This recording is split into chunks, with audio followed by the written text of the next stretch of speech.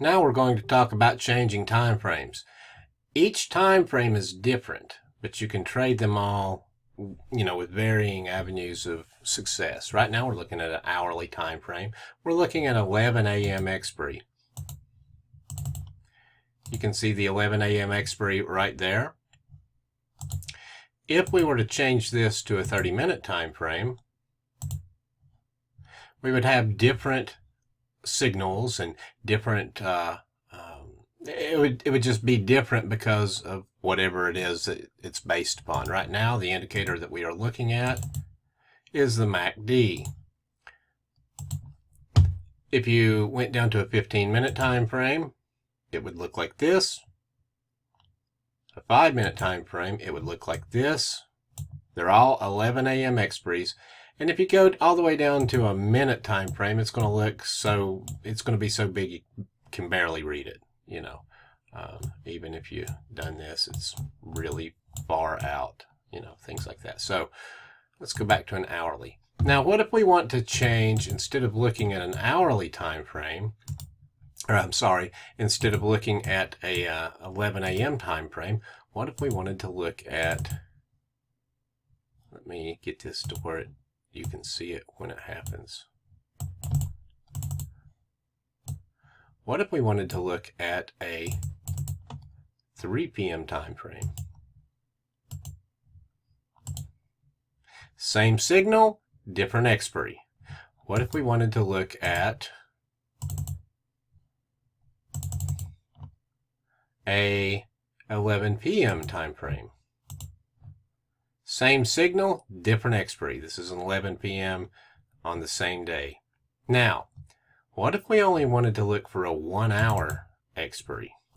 We can do it two different ways. We can do it like this and have 1 hour. And you can barely see it, but if you scroll in, you'll be able to see it a little bit better. A 1-hour expiry, or we can do it like this. You can set it on custom, and you can set this as 1. This is a 1-bar expiry. Since the signal comes out at the beginning of the bar, at the end of the bar, it would end. This is a losing signal right here because the arrow was up and price fell. But that's how you can do it. Now, if we wanted to look at a 2-hour expiry, we can do it by clicking on 2-hour, or just going to custom and putting a number 2 in there for a 2-bar expiry.